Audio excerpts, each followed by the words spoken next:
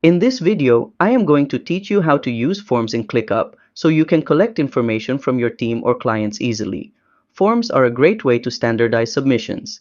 Stick around to make your forms even better. Let's get started. Go to your form, and if you don't have one yet, watch my other videos on how to add a form in ClickUp. Make sure your form is in the right workspace.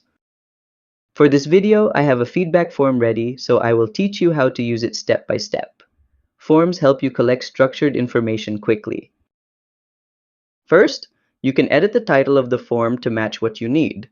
Click the title section and type your custom name. You can add a question too.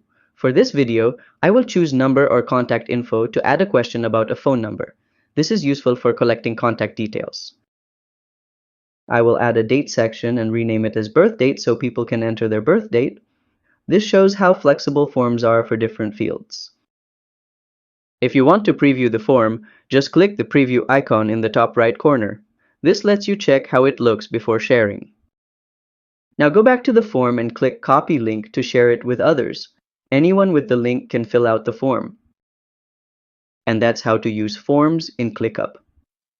If this tutorial helped you, like it and subscribe to How to Tutor for more quick ClickUp guides. See you next time!